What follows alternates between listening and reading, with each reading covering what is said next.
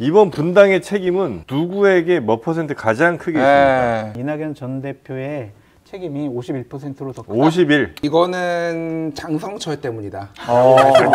통합무새. 사실 제가 마음이 안 좋아요. 솔직히 말 웃으면서 얘기하지만은 김준일 때문이다 말씀하시는 분들에 대해서도. 근데 저희 그럴 필요 없는 게 이준석이 우리말 들을 사람이 아니야. 아, 그렇지. 우리말 듣고 아니야. 아니 뭐 조응천, 뭐 김종민, 이낙연이 우리말 듣고 앵무새끼리 연합하기 시작했습니다. 제가 오늘 김 과장 시간, 이 정치 이슈에 대해서 정말 가장 어찌 보면 선수들 두 분 모시고 이야기 한번 나눠보도록 하겠습니다. 장성철 공론센터 소장님 나오셨고요. 안녕하세요. 반갑습니다. 그리고 김준일 시사평론가님 반갑습니다. 예, 안녕하세요. 네. 두 분이야말로 정말 제3지대 합당, 제3지대 통합에 대해서 굉장히 목소리를 좀 많이 내셨던 분도 아니겠습니까? 통합무새. 네. 통합무새. 본인 스스로 잘 알고 계시는군요. 네. 네. 앵무새, 통합무새, 네. 장성철, 그렇습니다. 김준일. 그 얘기 잠시 후에 나눠보도록 하고요. 또 우리 이상민 크리에이터 신혜영 기자님도 함께합니다. 어서 오십시오. 마포 출마선 전혀 사실이 아닙니다. 노력 패스하겠습니다. 네. 어디다 패스를 해? 그런 얘기가 있어요. 그런 보도가 있더라고요. 마포울에 배치되는 거 아니냐. 네. 어떻게 생각하세요?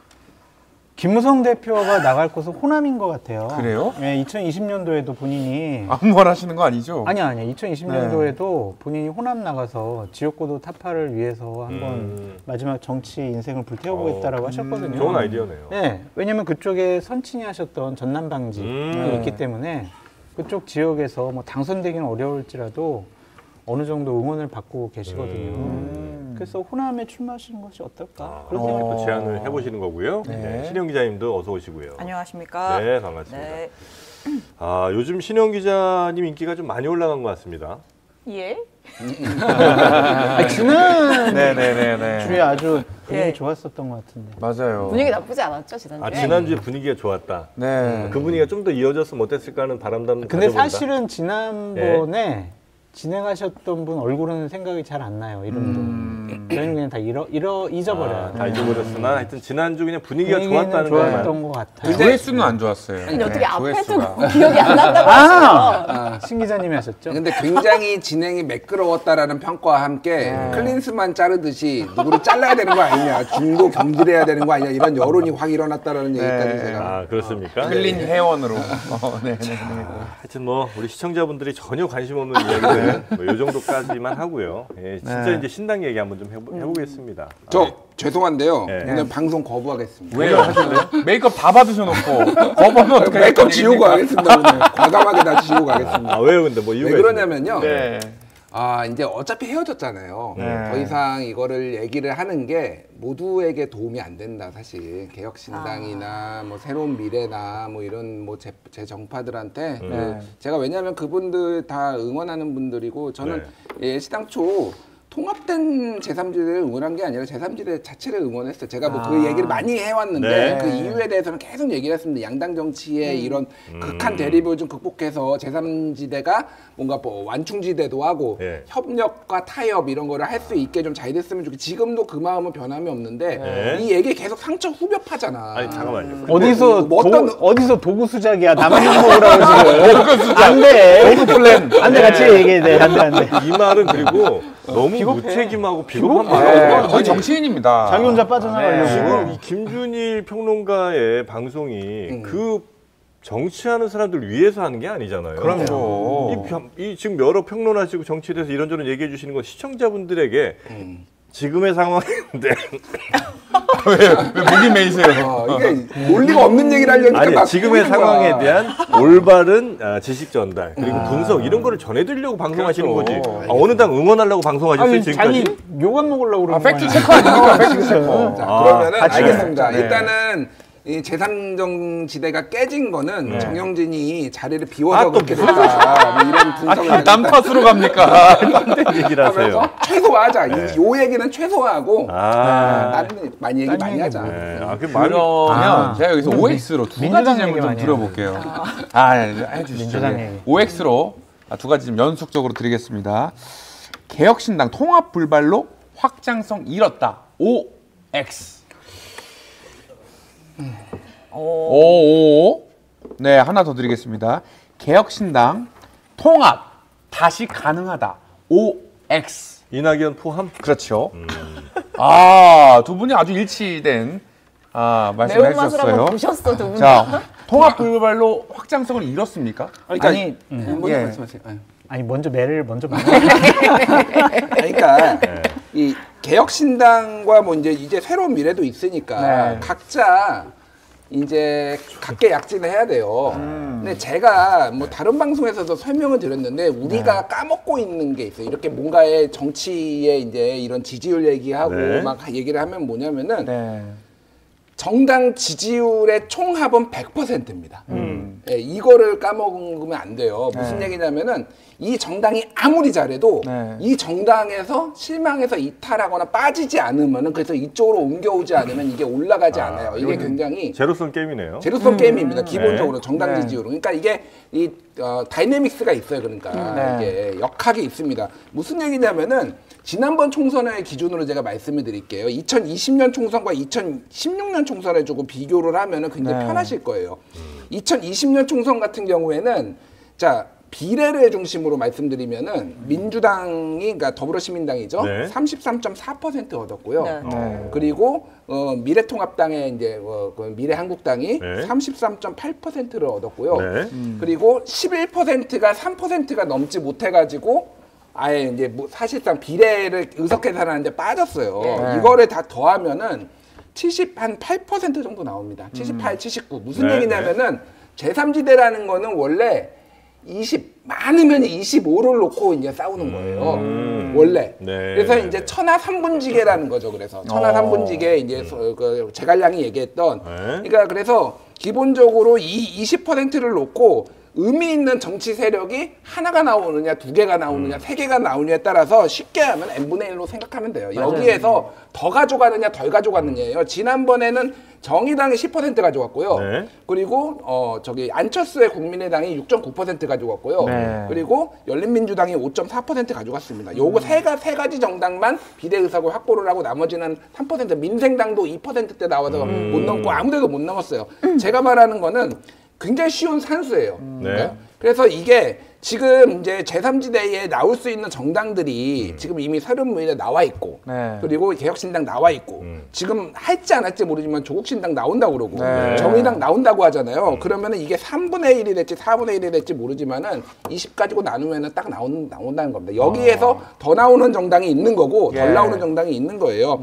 2016년 모델은 뭐냐면은 여기에서 의미 있게 이게 넘은 게 두 정당하고 국민의당하고 정의당이 비례 4석하고 지역구 2석에서 6석이 나왔거든요. 네. 네. 자, 이때는 어떻게 나왔냐면 새누리당이 38% 나왔고요. 예.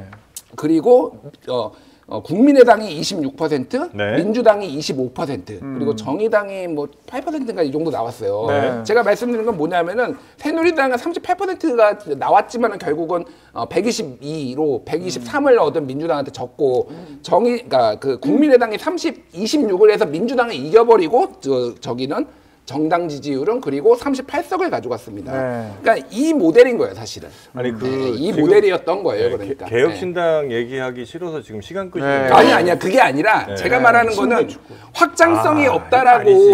아니 그러니까 무슨 얘기냐면은 네. 확장성이 없다라는 게 뭐냐면은 네. 여기가 아무리 잘해도 네. 다른 데가 빠지지 네, 네, 않으면은 네, 네. 안 된다. 네, 그 너무 얘기를 하는 깁니다. 거예요. 네, 그러니까 네. 이거를 정확하게 네, 이해를 네. 하셔야 돼요. 그러니까. 그러니까 네, 얘네가 네. 통합 못해서 깨져서 얘네가 확장성이 없는 게 아니고 3지대가 원래 그렇다 이 말인 거죠. 그렇죠. 아무리 잘해도 다른 데가 뭐 0%에 수렴하면은 여기가 확장성이 생기겠죠. 근데 그게 아니라는 거예요. 그러니까. 네. 그러니까 저도 확장성이 없다라고 말씀드릴 수밖에 없는 게 뭐냐면 네. 저희 같은 정치적인 고관여층은 그래 왜 또 아, 네, 네. 전문가시니까 또. 이준석당, 네. 그다음에 이낙연당, 그리고 뭐 정의당 이렇게 좀 구분할 수가 있는데 네.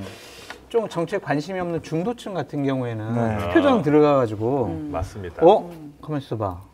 이준석당 이름이 개혁신당이고 이낙연당이 새로운 미래고 뭐 정의당이 정의당 이상 녹색 왜 이거 녹색 정의당이 아닌가 막 이렇게 헷갈리기 시작할 거란 말이에요. 네네네. 그러면 이제 어느 당을 찍느냐 그 고민이 있는데 이렇게 한 울타리에 있으면은 그래 이번에는 정말 양당 극단적인 지역주의 정치 타파해보자. 자 제3신당 어디 야, 한 군데 모여 있구나. 거기 이렇게 기계적으로 찍을 수가 있는데 이제는 그렇게 찍을 분들에게 고민 덩어리를 던져줬다. 그래서 표가 분산될 수밖에 없다. 네, 그래서 네. 확장성은 상당히 축소됐다라고 볼 수밖에 그러면 없고요.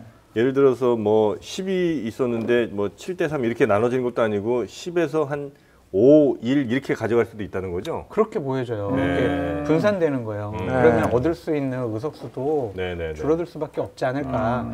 그래서 저는, 그러니까 이거는 합당 과정 중에 이제 비사인데 네. 처음에 두 가지예요. 하나는 저한테 이제 얘기를 전해준 분은 이낙연 쪽에 계셨던 분은 이낙연 전 대표는 네. 전면에 안 나선다. 뒤에 고문 역할을 할 거다. 그건 이제 서로 합치기 전 얘기예요. 네. 네. 그냥 당대표 이거 안 한다. 선대위원장 안 한다. 네. 그냥 정말 뭐 조홍천 의원, 김종민 의원, 서포트. 그리고 이낙연, 네. 아니 이준석 네. 이런 사람들이 전면에서 정치하는데 나는 응원하겠다. 뒤에서 그냥 이렇게 밑거름 나무가 역할을 되죠. 하겠다. 네. 그렇게 해서 야, 이낙연 대표님이 정말 현명하게 이번에 처신을 하시는구나. 그렇게 생각을 했었고 예, 예. 합당을 하고 합의문 발표되고 나서 저는 깜짝 놀랐죠. 공동대표를 하고 선대위원장을 이낙연 전 대표가 해? 의아하게 생각을 했어요. 오호. 근데 이준석 대표가 저한테 연락이 왔더라고요. 예. 그래서 저는 첫 번째로는 잘했다.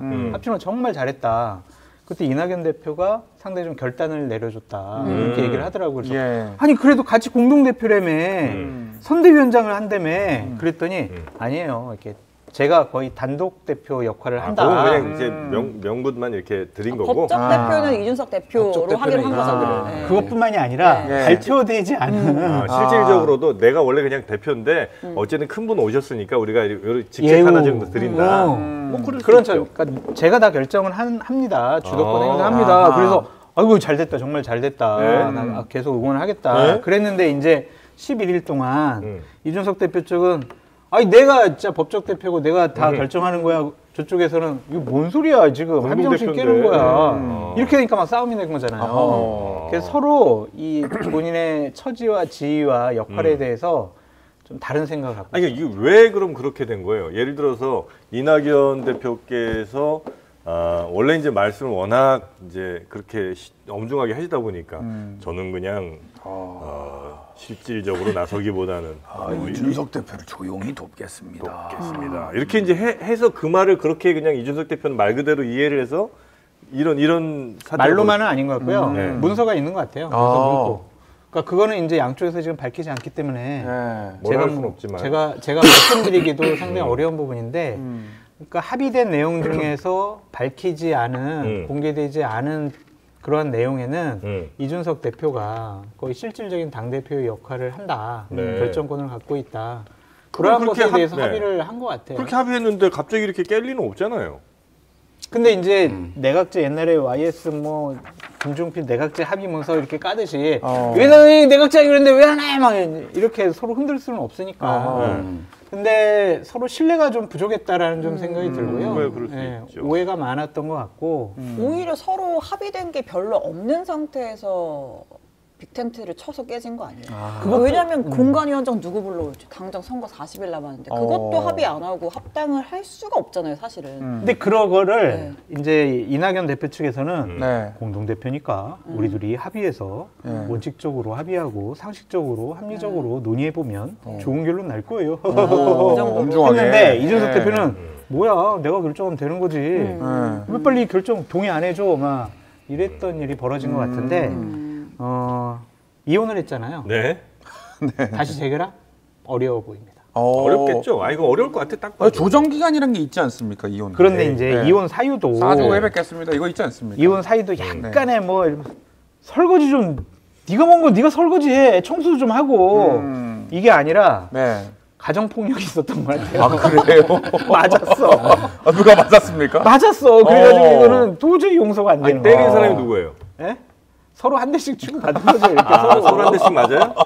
맞았어. 그럼 이낙연 새로운 네. 미래 측에서 주장하는 이 통합 파기 기획설 그건 아닌 것 같아요. 그거 아니에요? 이준석 네. 대표도 계속 끝까지 얘기를 가고 했고 싶었던 거예요. 김종인 위원장 모시려고 이낙연 나를 그냥 지우려고 그랬던 거 아니야? 막 이런 식으로 공격을 하잖아요. 전두환이냐 이러면서. 이준석 대표가 어제도 얘기를 했고 저한테도 얘기를 했는데 김종인 위원장 처음 논의를 꺼낸 것은 저쪽 분들 이름은 얘기 안 하더라고요. 저쪽 분들이고 이낙연 대표가 이준석 대표에게 아이고 한번 모시는 거 한번 연락해 보시라고. 예. 그래가지고 본인이 나와가지고 기자들한테 브리핑한 거다. 그렇기 때문에 그것 때문에 문제가 됐던 건 아닌 것 같아요. 그러니까 네. 조금 뭐 이제 저는 뭐 이면 합의에 대해서는 잘 모르겠고요. 그게 뭐 실제인지 모르겠고. 이면 합의는 아니고 공개되지 않은 합의 그러니까 내용. 뭐 그런 게 있는지는 잘 모르겠는데 그냥 지금까지 드러난 것만 보면은 그러니까 새로운 미래 측 이낙연 뭐 김종민 박원석 등등해서 이쪽에서 생각을 하기에는 네. 다 내줬다라고 생각을 하는 거예요. 왜냐하면 다 내줬다, 우리가? 법적 대표 이준석 네. 그리고 색깔. 원내대표 양양자 당 그리고 색깔. 당 색깔, 사무총장. 그리고 당 이름, 예. 그리고 수석 대변인 허은하, 사무총장 김철근, 그러니까 당에 대해서 모든 거에 대해서 왜냐하면 그때 이준석 대표가 이제 좀 너무 빠르게 급하게 합당을 결정을 하면서 지지자들이 반발을 하고 실제 협상 테이블에 그 얘기를 했다라는 거예요. 어려움 겪고 있어. 그러면은 그래 너희가 이게 그러니까 소위 말해서 그런 지지자들의 그런 얘기가 있었거든요.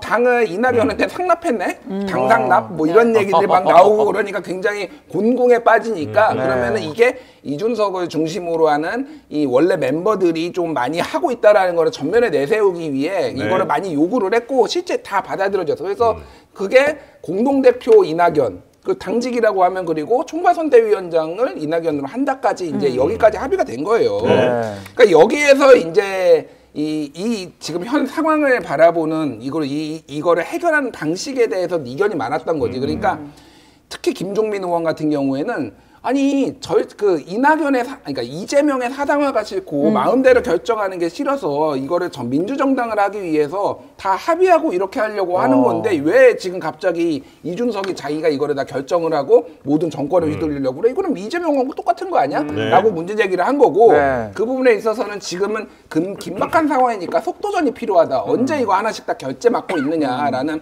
이런 이제 의견 이제 크게 이제 차이가 난 거고 기본적으로 사실은 각자의 지지자들한테 완벽하게 설득이 안 된 부분이 있는 거예요. 그러니까 저는 그렇게 봅니다. 이거를 기획설이라고 보지는 않지만은 기본적으로 지지자들한테 쇼잉이 필요했던 거예요. 이 양쪽 다. 이 지지자들한테 쇼잉. 내가 이 당을 주도하고 있어라는 거를 강하게 어필하기 위해서 그러니까 여기에서 더 요구를 이준석이 한 거는 맞잖아요. 이준석 대표가 이 상황에서 내가 모든 선거 캠페인을 지휘를 하겠다라고 그 정책까지 사실상 이제 뭐 합의되지 않고 내가 사실상 단독으로 하겠다라는 거의 이 수준까지 오면은 받기 힘들죠. 그러니까 이거의 상황 인식에 대해서 많이 달랐고 각자의 지지자들을 설득하지 못한 그게 이제 여기까지 왔다 이렇게 급해서 보면 그런 될것 같아요. 거네요, 상황이. 그러니까 이거예요. 인심은 곳간에서 납니다. 무슨 얘기냐면은 부자 정당이 오히려 지지율 조금 하락하거나 약간의 지지자들 이탈하거나 이런 거에 꿈뻑 안 하고 버틸 수 있구나. 버틸 수 있는데 작은 정당들은 조금만 이게 조금만 해도 흔들리고 사실은 이게 먹을 게 별로 없잖아요. 그러면 그 자리를 놓고 어마어마하게 싸워. 그거는 우리가 굉장히 작은 정당들이 싸워왔던 역사를 보면 알 수 있습니다. 정의당 같은 경우에도 예를 들면 갑자기 정의당 끌어와서 밀어왔는데 이게 비례 아니면 안 되는 거야. 그러니까 비례를 놓고 모든 정파가 다 달려들어가지고 온갖 이제 막 이 꼼수와 막 이런 것까지 다 벌어지는 거예요. 사실은 여기에서 좀 더 대범하고 크고 그래서 이거를 아까 얘기했듯이 통 크게 합친 다음에 여기에서 더 이걸 키워가지고 하는데 각자 약간의 특히 이준석 대표 측이 궁지에 몰리다 보니까 이게 이제 더 이상 시간적인 여유 이런 게 조금 없었던 거죠. 그러니까 굉장히 아쉽게 생각합니다. 근데 이제 헤어져가지고 곤혹스러운 것은 이낙연 전 대표 측인 거는 맞는 것 같아요. 그래요? 거기가 더 곤혹스러워요? 왜냐면은 그러니까 양양자, 조홍천, 이원욱 다 민주당 출신들이잖아요. 그분들이 결국에는 이준석 대표 손을 들어줬단 말이에요. 안 따라 나가고. 안 따라 나가고 회의하면서도 투표 했더니 이준석이 맞아요. 이런 식의 일들이 벌어졌잖아요. 그러니까 리더십에 좀 상처를 입었다라고 볼 수밖에 없고 우리가 지금 잊어버리고 있지만 비겁하게 정영진 앵커께서 미국에 도피하시고 캐나다에 도피하시면서 정영진 도피사. 그것 때문에 지금 이렇게 된 거야. 그러니까 이 제3신당이 대해서 책임을 안 지기 위해서 도피한 제 눈을 바라보고 전 지금 저 구독자 숫자 바라보고 있어요. 제 말보다 구독자 숫자가 더 중요하긴 하죠. 그러니까 그러한 것들을 보면은 이낙연 전 대표가 합의를 했을 때 우리 함께 하겠다고 했을 때 정말 아름다운 말을 정말 많이 했거든요. 그러니까 이준석 대표도 마찬가지예요. 작은 차이를 극복하고 이사 요구 함께 하고 그거 이제 나오기 시작을 해봐요. 아유 이렇게 국무총리도 하고 여당의 당대표도 하셨던 분이 이준석 하나 그렇게 좀 못해줘가지고 이렇게 다시 또 탈당하고 상당히 민망한 일들이 벌어졌다라고 보거든요. 아 근데 어떤 분들은 그래도 이낙연 대표야 이제 민주당에 계속 몇십 년 계시다가 이제 한 번 처음 나와 있는 상태인 거고 그래서 뭐 분열 느낌, 배신 느낌 이런 건 사실 그렇게 많지는 않잖아요. 근데 이제 이준석 대표는 당적도 뭐 불가피했는지 모르겠습니다만 하여튼 몇 차례 좀 뭐 네. 왔다 갔다도 네. 있었고 그리고 뭐 워낙에 이제 분열의 프레임에 좀 자주 갇히기도 했었으니까 이번에도 또 쪼개지냐? 그럼 이준석 책임이겠지. 이런 생각하시는 분들이 또 많지 않겠나. 그렇게 이제 비판하는 분도 네. 있죠. 그러니까 이준석 대표도 그런 부분에 대해서 상당히 아파하니까 네. 제가 오만했어요. 저 참담하다. 성찰할게요. 참담해요. 다시 한번 되돌아볼게요. 이준석한테 그런 단어가 나온다는 거는 상상도 못하는 거예요. 이강인이 오늘 네.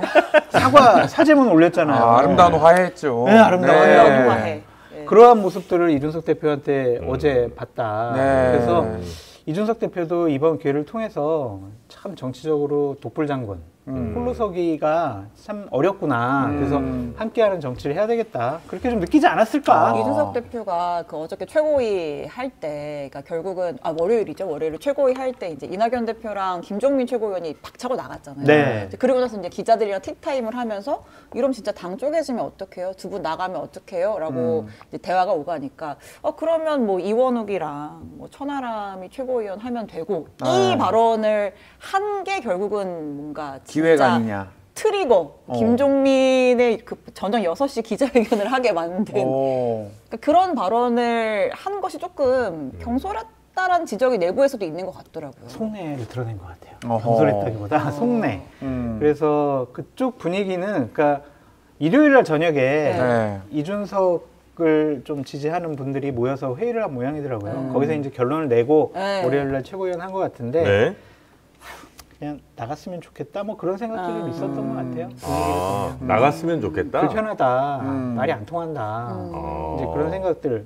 그리고 양쪽에서 이제 전해준 얘기를 하자면 한도 끝도 없는데 네. 일단은 불편한 동거는 힘들잖아요. 네. 그래서 뭐 서로 같이 할 수 없다고 생각을 하면 하루라도 빨리 같이 이렇게 찢어져서 서로 각자 원하는 그런 정당 만들어서 그런 정치에서 뭐 국민들에게 평가받으면 되겠습니다. 상대를 잘 몰랐나? 그 부분이 좀 미스테리예요. 아. 그러니까 저는 2월 15일 이후에 네. 논의를 시작해서 한 2월 말이나 3월 초에 네. 양당에서 공천 떨어진 분들 이렇게 합쳐가지고 예, 세를 예. 불리는 그래서 제3지대 이렇게 든든해요. 그렇게 좀 합당을 했으면 좋겠다고 계속 얘기를 했었는데 네. 설 전에 갑자기 이렇게 한 거는 저 상당히 의외였는데 그러니까 요거는 그런 것 같아요. 그러니까 어쨌든 뭐 모두가 예상하듯이 그러니까 이 설에 이제 밥상머리에 네. 이 아젠다를 좀 올려가지고 사람들한테 이제 관심도 끌고 그러면서 이거를 동력으로 가야 된다라고 했는데 사실 이제 뭐 조응천 의원이라든지 이런 분들이 굉장히 그 이제 설 전에 통합하는데 굉장히 큰 역할을 했고요. 근데 이거를 이제 강력하게 반대한 사람도 사실 몇 명 있었어요. 너무 급하다. 이거 큰일 난다라고 이제 반대를 하는 목소리도 있었는데 사실 이게 또 거기에서는 그 이제 리스크 해지가 안 된 거죠. 결과적으로 보면은. 그래서 과정을 돌이켜 보면은 이게 불가능한 거는 아니었는데 여러모로 이제 안 되려고 하니까 이렇게 조금 깨졌다라고 이제 보면 될 것 같고 이제 굉장히 이 제3지대라는 거에 큰 어떤 상처를 남겼다. 그러니까 제가 말하는 상처는 뭐냐면은 역시 제3지대는 안 돼.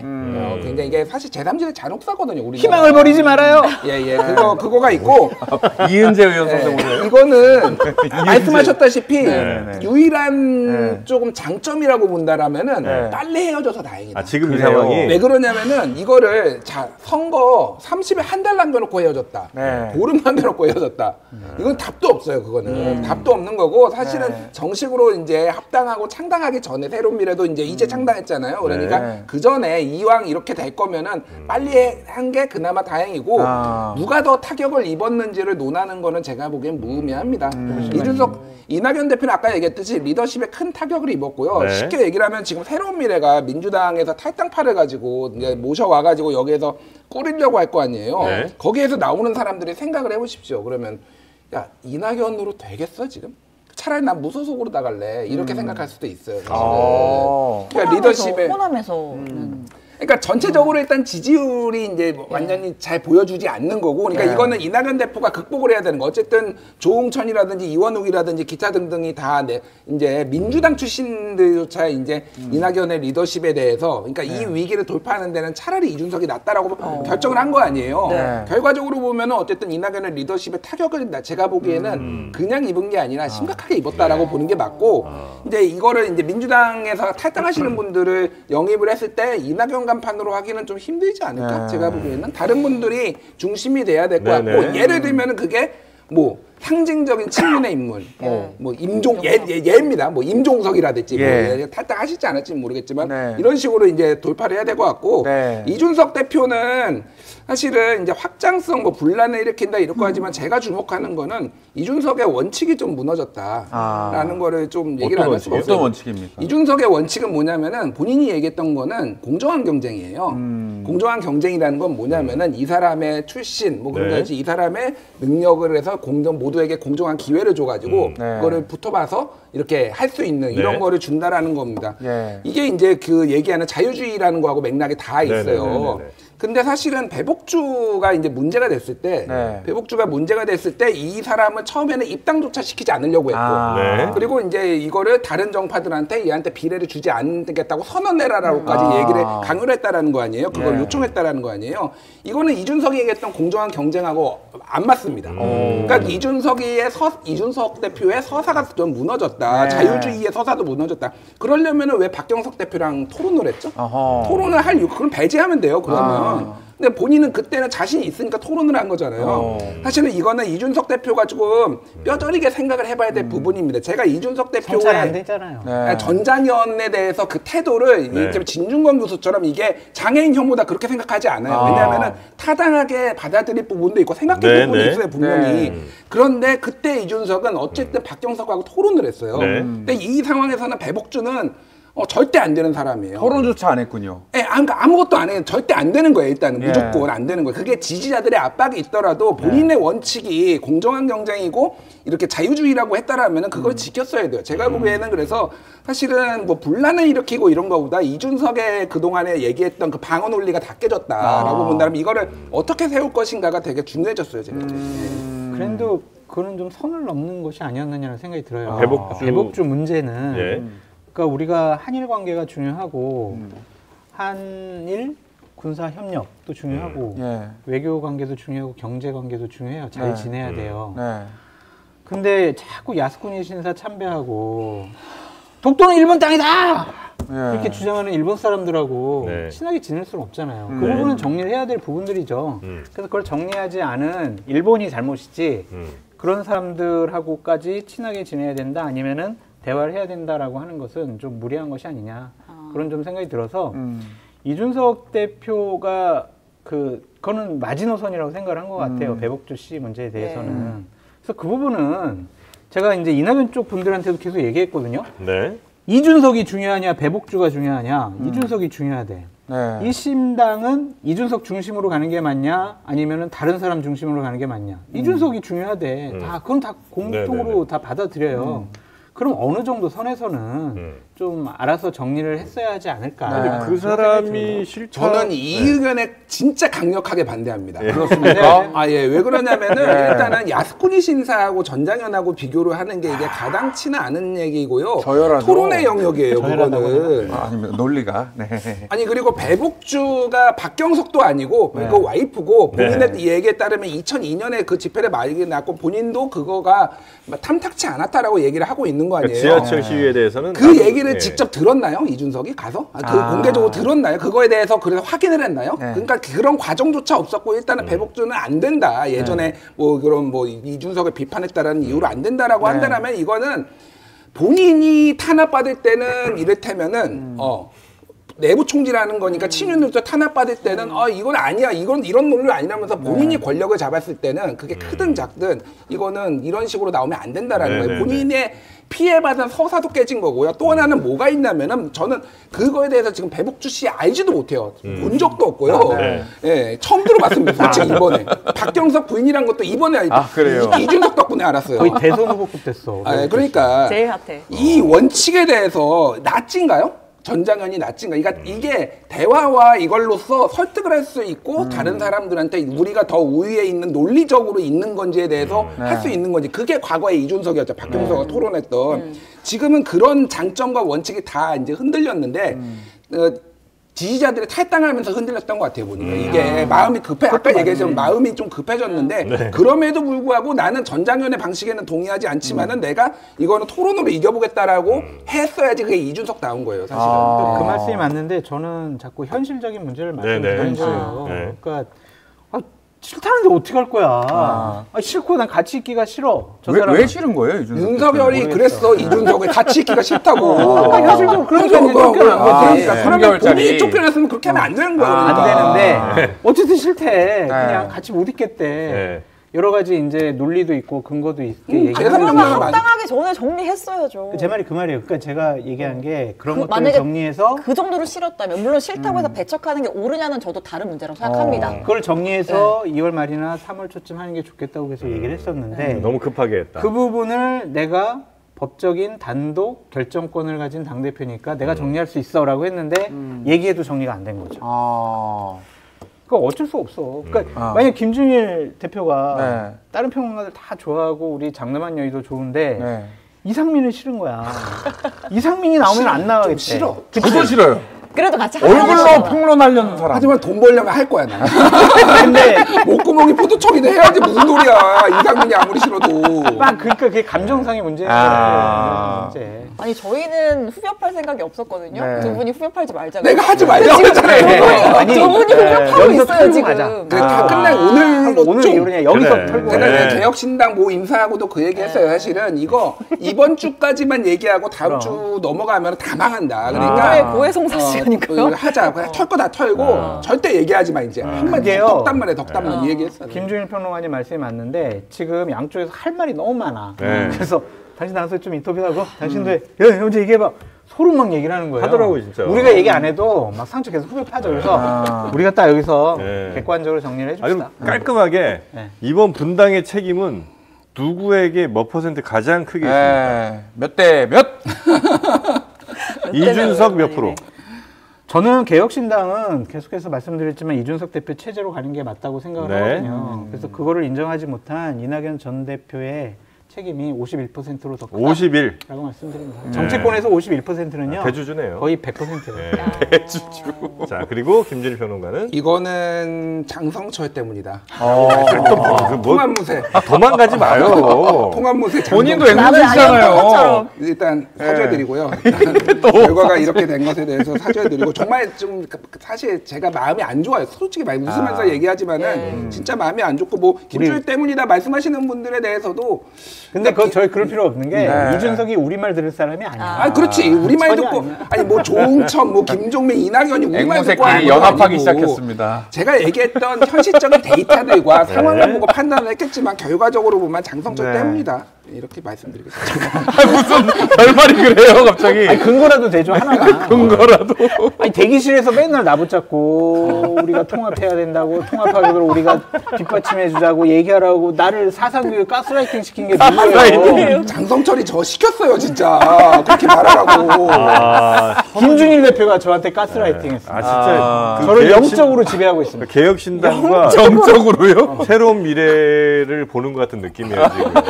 서로 탓하고. 저희가 그냥 퍼포먼스로 이렇게 보여드린 건데 다음부터 그러지 마시라. 여담으로 그렇다면 6억은 어디로 가는 겁니까? 근데 그런 문제 삼는 건 안 돼. 왜요? 아니 어디로 가냐고요? 어디로 가는 건 당연히 개혁신당에 남아있죠. 있는 거지. 반납 못해요 게다가. 반납 못해요? 인사법성. 예, 아니 규정이 이낙연 없어. 대표 측에도 좀 가야 되는 거 아니냐 이런 얘기. 그러면 매수야, 감옥 매수. 가요. 매수입니까? 감옥 가. 개혁신당한테 정치자금 또 들어갈 위반해. 거기 때문에. 그래요. 매수예요. 그거. 그리고 그냥 자꾸 이거 가지고 네. 문제 삼는 사람들이 있는데 예를 한동훈 들면은 비대위원장 뭐 이런 분들. 네. 예를 들면은 그러면은 자 국민의힘이 이제 국민의 미래라는 비례정당을 만들잖아요. 네. 거기에 의원을 꿔줄 거예요. 네. 그러면 그 의원 꿔준 만큼 이탈한 만큼 그럼 자기네들도 정당 보조금, 국고 보조금 반납할 거예요? 그럼 2020년도에는 왜 안 그랬어요? 그때도 의원권 주겠잖아요. 20명 정도. 아니 근데 이거 반납하면 할 수는 있어요? 없어요. 절차가 없어요. 근데 이준석 대표가 한다고 그랬잖아요. 그건 규정을 모르는 거고 의지의 표현이죠. 아, 책임 의식인가요? 우리는 돈에 욕심이 없어요. 돈 때문에 우리가 헤어지고 막 이런 거 아니에요. 그럼 기부 얘기까지 나오던데요. 예. 안 돼. 정확하게 항목이 정해져 있다고. 정치자금을 기부하는. 그러니까 안 되고, 그러니까 이게 다 불가능한 잘 얘기고. 쓰면 돼 그냥. 그러니까 정확하게 한동훈 비대위원장이 이거 뭐 돈 6억 받으려고 뭐 위장 뭐 한 거 아니냐라는 건데 이거 지금 과정을 보면 알겠지만 무슨 6억 때문에 지금 그랬겠습니까? 이게 잘 돼서 이거를 종잣돈으로 해서 이제 이 정당 빅텐트를 해보려고 했는데 결과적으로 보면 빠르게 빠그러진 거고 그거를 이제 이 갈라 선거에 대해서 비판을 하거나 왜 못했냐 뭐 이런 거는 얘기할 수 있을지언정 이 돈 가지고는 조금 뭐 아닌 것 같아요. 그거는 사실관계도 맞지 않고 그거를 뭐라고 하는 거는 아니, 그러니까 이제 음모론이라고 하나 하여튼 좀 약간 아주 비판적으로 보는 사람은 그렇게 급하게 합당한 것도 결국은 돈 때문에. 돈 받으려고 사실 뭐 말씀하신 것처럼 3월 뭐 아니면 뭐 2월 말쯤 해도 되는데 굳이 그렇게 날짜 촉박하게 해서 급하게 한 것도 요거는 제가 좀 말씀드릴게요. 네네네. 2월 15일 기준으로 정당 보조금이 나오고요. 그다음에 3월 22일이 이제 후보 등록일이잖아요. 네네네. 그러면은 선거 보조금이라는 게 따로 나와요. 선거 보조금 한 20억 나옵니다. 사실은 6억도 큰 돈이긴 한데 6억 없더라도 뒤에 했어도 20억 정도를 가지고 또 할 수가 있는 거예요. 그러니까. 그래서 그거를 물론 6억도 당장 정당 운영하는데 필요하니까 그게 고려는 됐겠지만 그거보다는 밥상머리에 올리겠다. 설 연휴에. 이게 더 그 멤버들 20억 얘기를 받는 들어봐도 조건은 뭐예요? 뭐 같은 거예요. 3배 정도 나온다고 보면 돼요. 같은 규모의 정당이면 같은 규모의 정당이면은 3배 정도 받는다고 보시면 될 것 5석 같습니다. 예. 5석 이상. 그리고 그런 것은 다 결과론적인 공격이 아니냐. 개혁신당을 공격하기 위해서 꿰맞추기식 공격이 아니냐라는 생각이 듭니다. 뭐 돈도 돈이지만 이준석 대표는 그러니까 지역구를 좀 성공시키고 싶은 마음이 컸던 것 같아요. 그래서 그러니까 어쨌든 개혁신당과 뜻을 모은 분들 중에서 현역 출마, 지역구 출마를 하는 분들이 많았고 뭐 금태섭, 양향자, 뭐 이원우 다 지역 갔더니 너무 힘드니까 우리 진짜 빨리 합쳐가지고 빨리 현장 뛰고 빨리 벨트 만들어야 돼. 근데 상대적으로 이제 새로운 미래 쪽에서 오신 분들은 비례도 괜찮고 좀 천천히 마음을 좀 놨다. 이게 이제 이준석 대표 측에서 설명하는 거고. 그거는 조금 정확하지는 않은 것 같고요. 그런데 어쨌든 제가 데이터로 보여드렸잖아요. 2020년 총선에서 비례 말고 지역구로 양당 빼놓고 된 정당이 정의당 하나밖에 한 석. 전체 253석 중에서 무소속 5명하고 정의당 1명. 그러니까 이제 우리는 보여주겠다. 그러니까 빅텐트가 됐을 때 2016년에는 그때는 지역을 기반으로 하기는 했지만은 국민의당이 25석, 비례 13석, 그래가지고 38석 이렇게 나왔단 말이에요. 그래서 지역구를 돌파하려면은 크게 가지 않으면은 기본적으로 이게 불가능하다라는 거는 역사가 보여줘. 저도 그래서 지역구를 해야 되는 상황이면은 어쩔 수 없다. 이거는 그러니까 빨리 통합해야 합친 된다. 거지, 맞아요. 서울대. 근데 이제 속도는 조금 다른 것 같아요. 속도의 문제는 좀 생각이 좀 달랐던 것 근데 같아요. 여기서 이제 통합무세에서 비례무세로 영역을 확장한 장성 진화했어요. 예. 이준석 비례가라. 좀 안타까운 게 뭐냐면 비례무세. 어쨌든 제3신당을 응원했던 게 지금 제3신당을 하겠다라고 하는 현역 의원들, 정치인들 보고 우리가 지지를 하는 측면도 많이 있잖아요. 근데 그분들은 다 지역구 나가서 장렬하게 아깝게 전사를 해. 그러고 그냥 전문가들 영입해가지고 비례 1, 2, 3, 4, 5번, 6번, 10번 해가지고 우리가 잘 모르는 사람들이 개혁신당 의원으로 활동을 해요. 뭔 의미가 있을까라는 생각이 들어서 안타까운 건 뭐냐면은 막 자기들 지역구 나갈 거라고 막 했잖아. 그러니까 그 문제를 풀어주는 게 상대 진영에서 할 수 있었거든. 예를 들면 이낙연 전 대표가 이준석 대표 같이 정치적인 인재는 이번에 배지를 달아야 한다. 그래서 내가 비례를 원했다. 그래서 비례 조금 뭐 앞선번 나가든지 해가지고 전국 단위 또 지원 유세도 해야 되지 않냐. 그러면 또 이준석 대표가 이낙연 대표님 같이 좀 경륜 있는 분은 이번에 배지 달으셔가지고 비례로 좀 나가시라. 뭐 그러면서 박원석, 조홍욱 전 이분들 다 이렇게 한 10분 정도 비례로 딱 돼가지고 5월 30일 날 본회의장 안에 한 10명, 15명, 20명 딱 앉아 있으면은 와 이거 정말 얼마나 보기 좋았을까. 정말 대화 타협 조정의 정치가 이준석 대표가 말 안 듣죠. 비례 안 나간다고 하죠.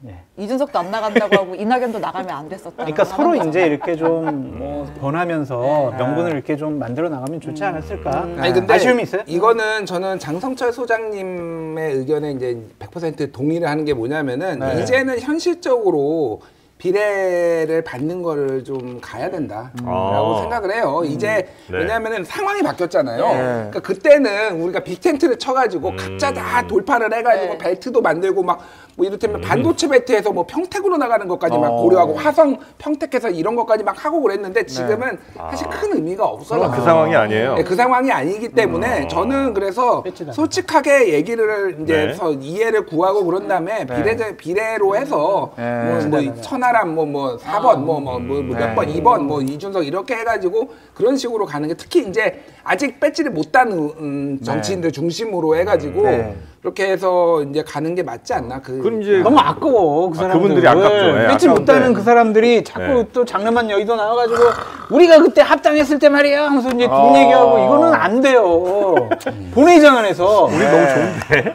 아니 근데 예를 이래 들어서 보세요. 그렇게 만약에 간다고 치면 이 개혁신당에서 막 또 많은 분들을 모시려고 할 거 아니에요. 네. 많이 모실 때 사실은 그분들을 모시는 가장 큰 요인이라고 하면 역시 그 비례대표 앞순위 뭐 이런 게 아마 될 텐데 좀 괜찮은 분들 정말 모시려면 괜찮은 건 없어요. 그러니까 여기 있는 정치인들보다 사람이나 잘 키워. 여기 있는 정치인보다 괜찮은 정치인들 아, 별로 그래요? 없어요. 있겠죠. 외부에서도 없어 별로. 저는 함익병. 이거는 함익병. 작은 정당에서는 특히 열린민주당 모델을 조금 생각해 볼 필요가 있어요. 열린민주당 모델. 열린민주당이 2020년에 뭐를 했냐면 당원 네. 투표로 결정했어요. 네. 비례 순번을 인기 투표.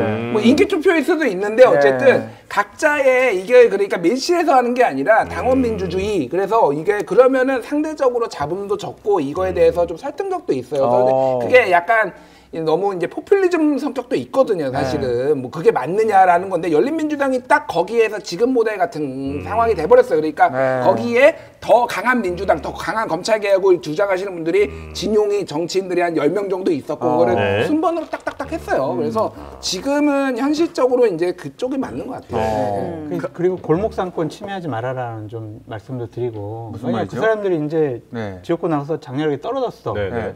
그럼 이제 4월 11일 날 예. 장르만 여의도 작가님이 이제 저한테 전화하시겠죠. 그렇죠. 미안합니다. 저희 이제 천하람 위원을 저희 고정으로 하기로 했습니다. 안 돼! 그건 아니지! 그러니까 우리 골목 상권 지켜야 된다니까요. 작가님 벌써 웃고 계세요. 네. 웃는 거 뻔해. 처음 보는. 손내려면 안 돼! 우리 이제는 종천 뭐 네. 이렇게 이원으로 이렇게 모시고 안 돼! 종천 이원우 노잼이야! 그러니까 너무 걱정하지 마세요. 예, 저희가 뭐 시간을 늘리든지 해서 네. 못 믿겠어요. 두 분의 밥자리만큼은 저희가 지켜드리겠습니다. 근데 만약에 이제 당신도 무사하지 못해. 저는 미련이 없는 사람입니다. 좀 예를 들어서 이준석 대표가 이제 이렇게 정했잖아요. 그래서 이제 이낙연 대표 쪽과 이제 갈라섰어요. 그러면 네. 그동안 이준석 대표를 매우 지지하다가 이 합치는 모습에 실망했던 그래서 등을 약간 돌렸던 지지자분들이 다시 돌아옵니까? 아니면 한 번 등 돌린 분들은 돌아오지 않습니까? 돌아오시겠죠. 뭐. 돌아와요? 그분들은. 그러니까 그분들이 갖고 있는 가치관과 철학에 네. 맞는 정치인이 이준석이었는데 그걸 약간 다른 행동을 보이니까 지지를 철회했는데 사실 이준석 대표가 그런 모습 보이면 다시 뭐 지지하겠죠. 아, 그래요? 그러니까 그거는 있어요. 그러니까 이를테면은 뭐 전장현 문제라든지 뭐 이런 것 때문에 가신 분들은 이제 돌아올 수가 있는데 제가 말씀드린 거는 확장성의 문제도 아까 전에 얘기했고 네네네. 새롭게 신규로 추가로 영입을 하는 거는 다른 차원이에요. 그러니까 그분들이 돌아오는 것과 그분들이 돌아와서 이 정당의 어떤 지지율이라는 게 이제 아까 얘기한 한 자리 숫자의 가능성이 높거든요. 근데 그거보다 더 높은 데를 바라본다라면은 굉장히 많은 사실 이제 변화가 좀 필요한 상황이에요. 네네. 천하람 네. 의원이 네. 이제 처음 이준석 대표가 탈당을 하고 나서 대구에서 네. 허우나 뭐 이기 네네네. 이런 사람들과 같이 행사를 했을 때 천하람 의원이 거기서 첫 마디가 이거였어요. 여기 계신 여러분들 정말 저희 지지해 주셔서 감사한데요. 우리 개딸이 되지 맙시다 이랬거든요. 그냥 맹목적인 지지 이런 거는 하지 않았으면 좋겠다. 네. 상대방을 공격을 하는 그리고 핥히는 그런 지지자가 되지 않았으면 좋겠다라고 얘기했거든요. 네. 그러한 얘기를 지지자분들이 조금 귀담아 들었으면 좋겠다라는 생각이 듭니다. 네, 좀 상식적으로 행동하고. 자, 그럼 이제 개혁신당 그리고 이제 제3지대 얘기는 요 정도 하고 네. 민주당이 지금 공천 난립니다. 그렇습니다. 예, 민주당 얘기로 좀 넘어가 되겠죠? 예. 빨리 가시죠, 빨리. 예. 일단 민주당은 지금 누구부터 말씀을 드려요? 일단 누구니까 박용진 네. 하위 10% 나왔습니다. 네. 이해를 못하겠어요. 이거 이해 안 되시는 거고 또 안 돼요. 어떻게 그럴만해요? 아니, 뭐 이해를 하시는 분이 거의 없을 거예요. 그러니까 박용진 의원에 대한 호불호도 있고 뭐 네. 이를테면은 친명이라든지 뭐 열성 지지자들이 싫어하겠죠. 네. 근데 그분들한테 정말로 물어봐서 박용진이 네. 하위 10%야 했을 때 그분들도 선뜻 대답 못 할 거예요. 그러니까 민주당에 뭐 한때는 180명이었고 지금 한 160 몇 명, 3명인가 5명 정도 네. 있잖아요. 네. 의원 이름 몇 명 아시나요? 의원 이름 아는 사람이 반도 안 될 거예요. 저도 사실은 이름, 그러니까 아예 한 번도 얼굴조차 못 본 분이 한 3분의 1 정도 되고요. 네. 이름은 그러니까 뭐 이름도 못 들어본 분도 심지어 꽤 있단 말이에요. 이번에 뭐 이건 진짜 얘인데 갑자기 민주당에서 김민기 의원이 불출마를 한다라고 선언이 기사가 났어요. 김민기요? 네. 그 민중 아침 이슬 가수 아닙니까? 아침에 민중 가수. 김민기 의원이 네. 무려 3선 의원이에요. 아, 그래요? 예. 와. 3선을 경기도에서 하는 동안 예. 사실은 아무도 모르는. 그러니까 제가 그분을 비판하려는 게 아니라 네. 그분은 나름대로 지역에서 또 열심히 하셨고 했겠죠. 네. 그런데 이제 의정 활동이라는 게 다양한 분야가 지역만 있는 게 아니라 그렇죠, 그렇죠. 이를테면은 언론에 나와서 하는 것도 있고 네. 법안을 발의해서 굉장히 굵직굵직한 예를 들면 뭐 유치원 3법이라든지 이런 것들을 해가지고 당에 주목받고 뭐 이런 거를 감안을 했을 때 네. 박용진이 아무리 뭐 진짜 한 중간은 간다라고 하면은 내가 네. 이해를 하는데 하위 10%는 아무도 이해를 못 할 거예요. 근데 솔직히. 그 네. 평가에 이 항목들이 있었던 것 네네. 같아요. 네. 그냥 뭐 여론조사 항목평가 있죠. 얼마, 다면 의원들끼리 다면 평가, 네. 법안 발의수, 출석률 뭐 네. 이런 것들이 있었는데 다면 평가에서 거의 빵점을 맞았대요. 다면 평가라고 맞죠. 하면 서로 평가하는 건가요? 네. 네, 그러니까 의원들이. 네, 의원들끼리. 피어 평가할 때. 네, 그러니까 네. 박용진 괜찮은 것 같대라고 한 정치인이 민주당 의원이 없었다. 어. 그래서 여기서 거의 빵점을 맞아가지고 이렇게 하위 10% 갔다. 뭐 그런 얘기도 있다. 네. 그런 것도 박용진 의원도 한번 되돌아봤으면 좋겠어요. 그러니까 의정활동 잘하고 지역구에서 인기 높더라도 네. 정치는 혼자 못하거든요. 음. 그러니까 의원들의 마음을 사지 못하고 세력을 구축하지 못하면 네. 보다 더 큰 정치인으로 점핑하기가 쉬워 보이질 않아요. 어. 그런데 이제 그 얘기를 전해준 그 선배 의원한테 예. 한 얘기도 들으셨어요? 아니, 못 들었습니다. 그러니까 담회평가에서 좀 점수가 낮고 거의 빵점이야. 그러니까 의원들하고 잘 지내. 이렇게 선배가 얘기하니까 박용진 의원이 네. 선배나 잘하세요. 그러니까 그래서 용진이가 안 돼. 막 이제 이랬다라는 얘기가 있거든요. 근데 그 다면 평가 그러니까 의원들의 평가는 왜 그 항목에 들어갔냐? 항목에 들어가고 이렇게 중요한 잣대가 되는 거예요? 아니 자기들이 거기가 점수 포지션을 많이 줬나 보죠. 그러니까 왜? 그렇게 했나 봐요. 그냥 총선 기획단에서. 그 공간에서. 다면 평가라는 게 국회의원이라는 게 물론 이제 제일 중요한 건 국민들의 마음을 얼마나 이제 받느냐 그리고 뭐 입법 활동 얼마나 열심히 하고 뭐 이런 것들이 이제 있을 거 아니에요. 네. 근데 거기에 이제 다면 평가 즉 의원들이 서로 동료 의원들을 평가한다는 거는 자칫 막 뭐 개파든 아니면 이제 그렇죠. 그 집단 이기주의를 더 지적이야. 강화하는 뭐 이런 거가 될 수 있잖아요. 정영진- 비율이 높진 않잖아요. 다면평가 비율이. 아니 근데 예를 들면은 거기서 빵점 맞으면 다른 사람들은 한 15점 받는데 빵점 맞으면은 점수가 확 내려가잖아요. 그러니까 정영진 15%나 되나? 그러니까 예를 들면 네. 국민의힘 같은 경우는 당 기여도가 15점 정도 되니까. 예. 아. 그래서 정영진 앵커님이 정확한 지적을 해주셨고요. 예. 그것은 오해를 받을 수 있죠. 음. 야 비명계 의원들은 다른 친명계 의원들한테 인기가 없고 분명히 비명계 의원들한테는 좋은 점수를 안 줄 거야. 네. 그럼 그 사람들 공천 안 주는데 합리적인 그 명분과 근거를 만들 수 있어. 음. 이 항목 넣자라고 누군가 기획했을 수도 있죠. 근데 담배평가가 총선 출마 공천에 이게 항목으로 들어간 거는 전 처음 들은 것 같아요. 뭘 위한 전에도 있었던 걸로 알고 있는데 예, 있기는 국민의힘은 있는데 없었어요. 이게 이렇게 논란이 된 적은 저는 없는 것 같아요. 그러니까 아니, 그래서, 애초에 예. 논란이 될 만큼의 비중을 차지하지 그러니까. 않는 걸로 알고 있어요. 그러니까 뭐 동료 의원들 보좌진 우리도 이제 회사 맞아요. 생활하면은 다면 선배 평가 후배가 있잖아요. 그러니까. 평가하듯이 아, 그러니까 이제 약간 형식상 넣지 이게 막 당락을 결정할 정도 포지션을 높였을 수도 있지. 비율을. 네. 한번 그건 좀 취재해 주세요. 네, 한번 알아보겠습니다. 예를 들면 한 예. 15점이 들어가긴 하지만 최저점이 한 12점이고 최고점이 15점이 사실 별 문제 없는데 15점이 들어가는데 0점부터 15점까지 쫙 나누어 버리면 이건 이제 큰 포지션이 되는 거잖아요. 그래서 왜 굳이 그렇게 만약에 들어갔다면 많이 들어갈까 생각이 아니야 비명 자르려고 그런 거다. 그게 그냥 간단히 생각하면 될 것 같아요. 장성철 평론가의 이야기. 개인적인 비명 자르려고 이렇게 했다. 네. 다 잘라버려라. 잘라버려.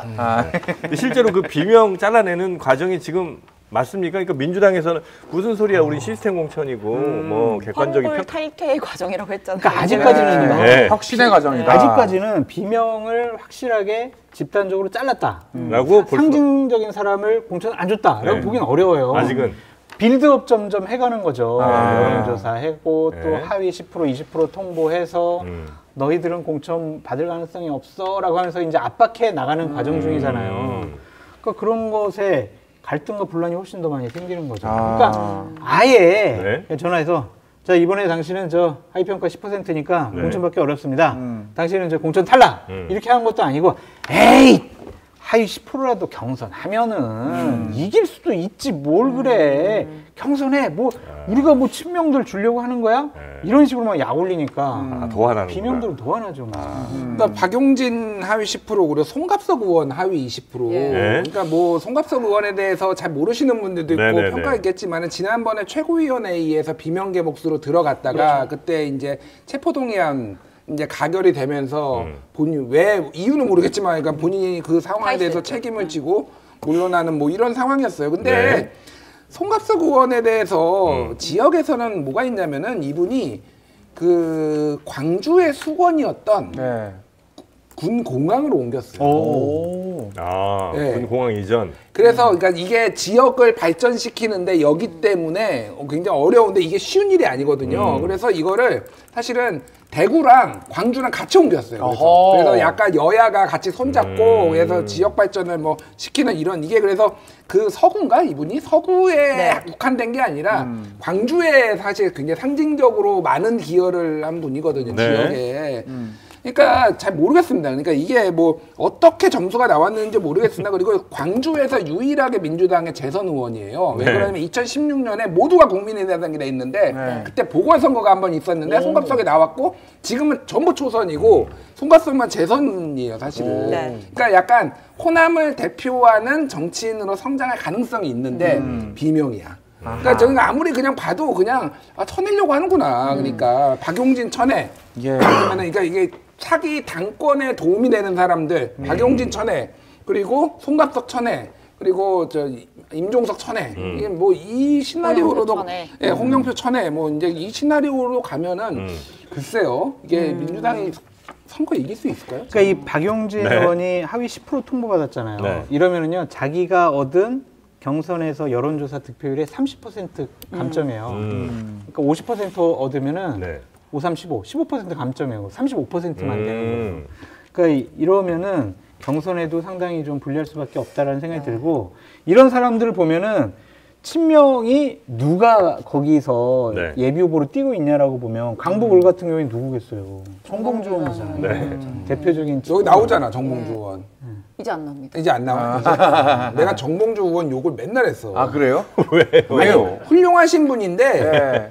아니 79학번이거든. 네. 그 정도 되면은 이럴 때면은 당에 어떻게 기여를 하고 험지에 나갈 생각을 해야지. 지금 비명이라고 이거 박용진을 찍어내가지고 거기에 눌러앉겠다고? 이거는 당에 좀 애당심이 없는 행위다. 이렇게 제가 홍영표, 비판을 뭐 해요. 송갑석 이런 지역도 보면 이재명 대표의 측근, 특보 아니면 친명을 자처하는 분들 이런 분들이 활동하고 있거든요. 네. 그런 사람도 주려고 한 거 아니냐. 그러니까 공천 난장판이 돼가고 있는 거죠. 원래 그래요, 근데?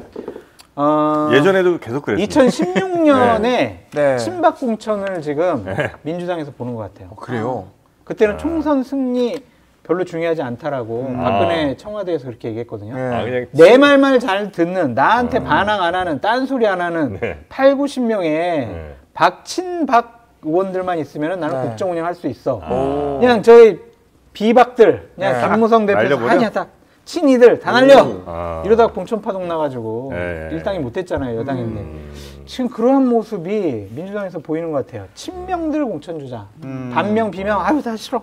그냥 사실 이제 총선 승리라는 것도 당대표로서 굉장히 중요한 일일 텐데 그보다도 더 중요하게 말씀대로라면 친명 살리고 비명들 다 아웃시켜 이거를 어떻게든 죽어라 이렇게 비난과 수많은 의혹감 이런 걸 받으면서도 추진하는 이유는 뭡니까 그러면? 아니 170석 내가 지금 현재 170석 정도의 민주당 당대표를 하고 있는데 170석이나 뭐 내 말 잘 듣는 뭐 한 123석이나 뭐가 다르냐. 내 말 안 듣. 70석 있어도 그 중에 3, 40명이 체포동의안 가결표에서 그렇지. 없으면 그 사람들 필요 없다는 필요 거죠. 없다. 그냥 정말 똘똘똘 뭉쳐가지고 그냥 나를 결사적으로 옹호하는 경호대 같은 의원들이 필요하다. 그래야 그렇게 다음 또 생각하는 대선이라든지 뭐 그렇죠. 체포동의안 또 오거나 하면 그리고 이제 8월달에 전당대회 때 네. 그 비명들이 있으면은 잘못하면 당의 주도권도 뺏길 수 있겠네. 안 돼. 다 쳐버려. 이렇게 되는 거죠. 그러니까 친명 세력 공천을 받았는데 네. 출마했어. 안 됐어. 뺏지 못 달았어. 네. 그래도 당협위원장 자리는 갖고 있잖아요. 네. 그럼 8월달 전당대회 때 친명들이 다시 당권을 차지하는 데는 네. 큰 도움이 되는 거죠. 근데 요거는 네. 이렇게 또 보셔야 될 것 같아요. 아까 전에 얘기했듯이 인심이 곳간에서 난다라고 얘기했듯이 부자이면 오히려 여유가 있고 네네. 그러니까 좀 가난한 사람들이 오히려 조금 여유가 없다고 그랬잖아요. 이재명 대표가 딱 그래요. 모 민주당 인사가 그 얘기를 했어요. 이재명은요 찢어지게 가난해요. 라고.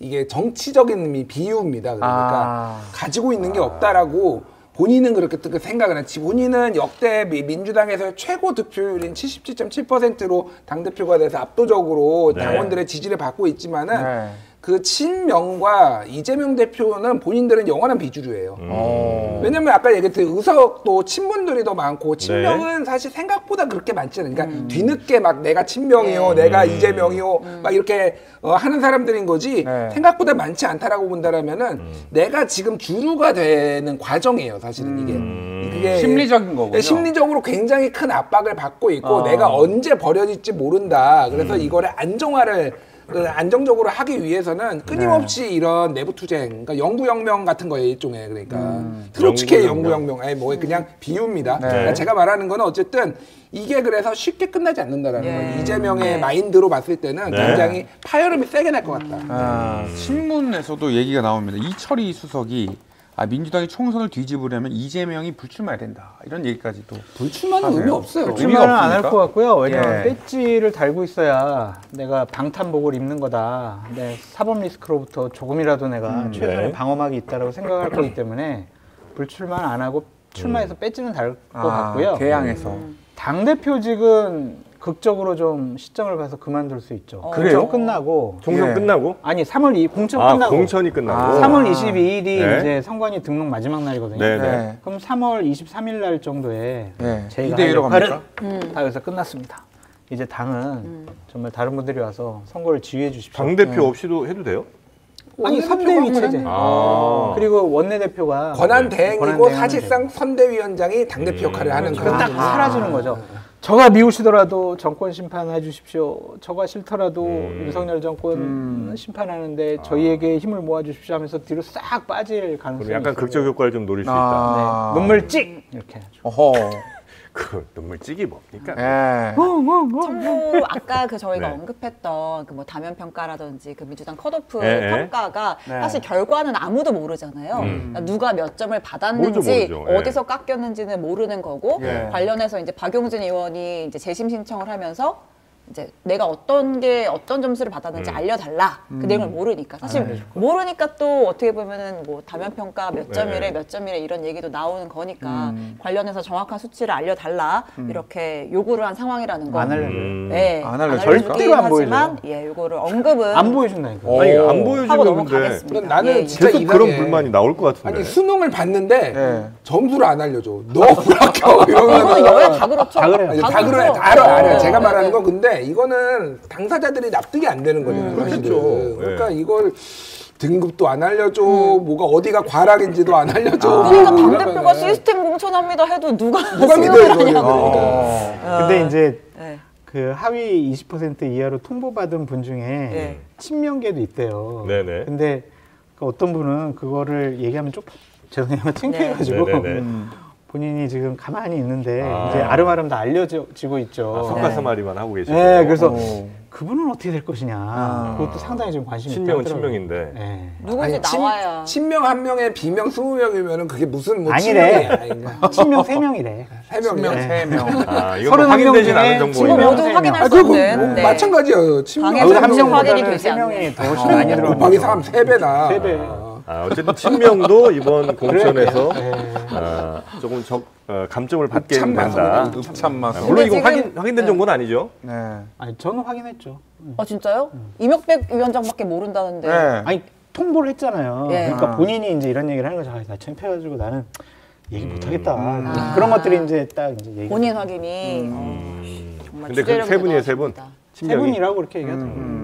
조금 전에 그 민주당 의원총회 했거든요. 오, 네. 네. 근데 네. 이제 뭐 어제 그제 계속 뭐 홍영표 의원 중심으로 네. 해서 또 친문위원들 모임도 갖고 했잖아요. 이제 공식적으로 좀 문제 제기를 했나 봐요. 송갑석 의원이 하위 20, 자기는 이제 20% 통보 받았으니까 기준이 뭐냐, 절차상 점수 공개하던지 뭐 해라. 그리고 여론조사 돌리는 거, 현역 빼고 여론조사 돌리는 거 문제 제기를 했다고 하고. 그 조금 전에 그 장성철 소장님이 이제 이재명 대표가 뭐 이제 공천 끝나면은 한 발 물러서서 뭐 좀 선대위 체제로 갈 네. 수도 있다라고 한다면 이제 그 자리에 올라갈 수 있는 분들이 뭐 전직 총리들 이런 분들 정세균, 김부겸? 네, 올라갈 수 있잖아요. 근데 오늘 그 정세균, 김부겸 총리가 네.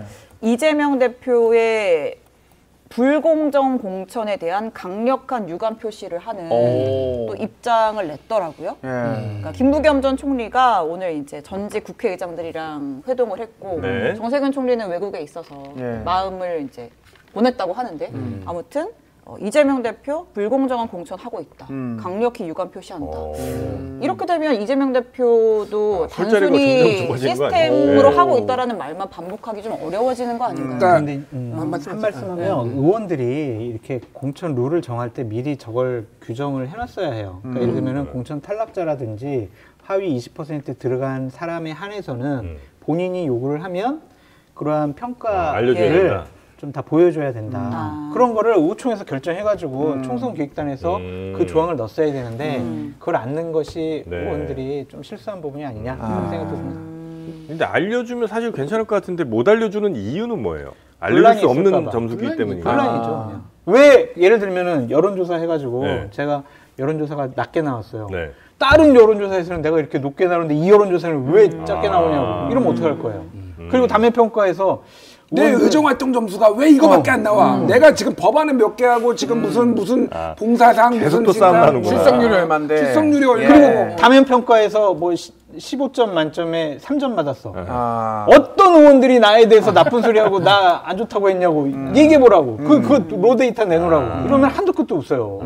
그래서 점수 안 공개할 보여요. 수가 없는 거네요. 안 보여요. 끝까지 가는 거예요, 이렇게? 지금 약간 저는 기로에 서 있는 것 같아요. 누가요? 그러니까 당이 민주당? 민주당이 왜냐하면은 네. 제3지대가 얼마나 추운지는 이미 이낙연, 이준석이 다 보여줬기 때문에 네. 이분들이 나가거나 여기에서 불만이 있다고 그러지는 네. 쉽지 않아요. 쉽지 않은데 감행을 할 수 있는 거는 어쨌든 덩어리가 돼서 움직이면 해볼 만하다라고 네. 생각을 할 거예요. 그 덩어리를 규합할 수 있는 트리거가 지금 나오느냐 네. 안 나오느냐 그게 지금 핵심인 것 같고 네. 그게 이제 뭐 지금은 가장 좀 관심을 받고 있는 임종석이라든지 네. 몇몇 상징적인 사람들이 움직이고 더 이상 참을 수 없다라고 했을 때 이 총리들도 지금 아직 경고 보낸 거거든요. 예. 이거는 경고 정도까지예요. 근데 이 대표가 이낙연 아니 이재명 대표가 더 이상 더 멈추지 않고 더 많은 일들이 지금 핵심적인 사람 아직도 지금 많이 안 나왔잖아요. 이름들. 네. 지금 뭐 친분들 그 사람들까지 했을 때는 글쎄요 크게 뭐 완전 국민의당 쪼개지듯이까지는 아니더라도 꽤 탈당할 가능성도 오, 탈당까지.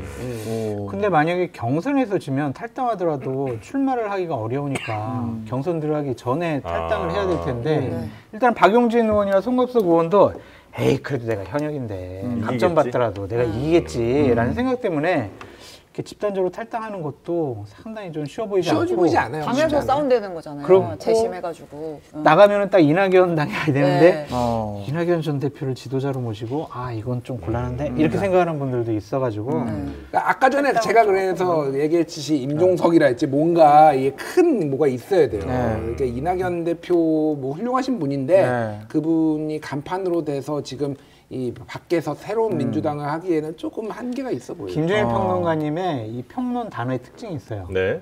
어떠한 인물 앞에 훌륭하신 분인데라고 하면은 그분은 인정 안 하는 거예요. 막 약간 존경하는 누구님 하는 것처럼. 그런 식으로 음해를 하는. 의외가 아니라 내가 딱 들어보면은 훌륭하다고 저도 생각하지. 좀 느끼고 있었습니다. 네. 훌륭하다고 그러면 생각하지 않는 분은 훌륭하다고 얘기해. 민주당에서 탈당한 의원들이 예, 조국입니다. 저한테 올 가능성은 없나요?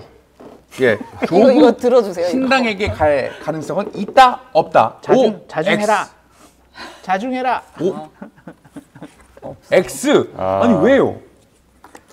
지금 그게 있어요. 조국 신당 지지율이 뭐 여론조사 꽃이라든지 이런 데 보면은 높게 나오고 있어요. 심지어는 개혁신당보다도 높게 나왔어요. 네. 이게 이제 뭐가 있냐면은 이 지금 상황을 반영하는 겁니다. 친문들이 이제 민주당이 꼴보기 싫고 막 이런 일이 벌어지고 있는데 예. 찍을 만한 데가 없는 거야. 그러니까 그거를 이제 조국 신당이 좀 바짝 좀 올라가는 것도 있고 다른 데들이 지금 뭐 개혁 신당도 그렇고 막 다 내분 일어나니까 바짝 있는데 막상 조국을 간판으로 해가지고 그 정당에 들어갔을 때는 딱 프레임에 갇히게 너무 좋죠. 어떤 프레임입니까? 조국의 강프레임이죠. 아, 조국의 강. 내로남불, 범죄자 리버 오브 2심 아직 조국. 확정은 안 됐지만 2심 징역 2년 받은 너 조국 그래 찬성하는 거야. 그래서 거기에서 지금 학력 위조하고 뭐 이렇게 뭐 표창장 위조한 거 찬성하는 거야.